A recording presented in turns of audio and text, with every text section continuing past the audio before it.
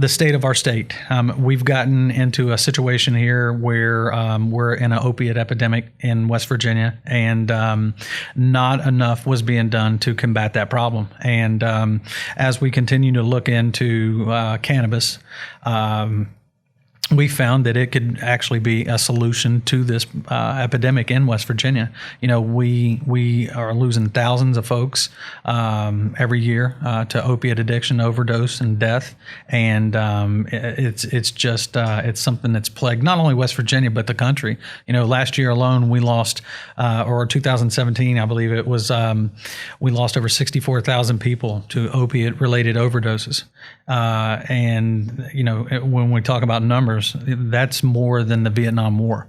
And so we've got a problem, and that needs to be addressed. And for the last decade, West Virginia has been at the very pulse of that epidemic. I mean, we've led the nation for over the last decade in prescription drug overdoses, never falling out of the top three in a 10-year period. And, you know, when you start to really look at those numbers and you start to equate those to things like, you know, I started looking at the amount of people. Just in West Virginia alone, we have killed more people with prescription drugs than the Iraq, Afghanistan, and also the 9/11 terror attacks, all three combined just in West Virginia. And, you know, like I said, I lost family members to this epidemic, and not a lot of people that you can talk to nowadays haven't lost loved ones or been indirectly affected by this problem here. And we just felt like not enough was being done to address that issue. And like I said, you know, with our experience with cannabis, we felt like that this is going to be a tool that we can use in our arsenal to combat this problem.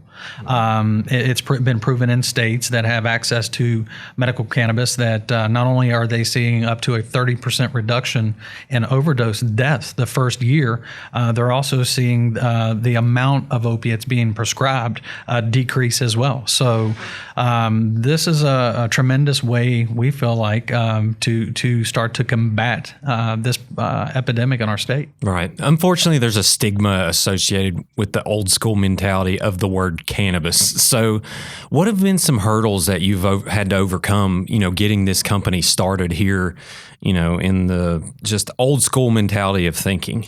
Actually, you know, we haven't really had much backlash. It really comes down to a lack of education. And I think the stigma really came with the word marijuana, not cannabis.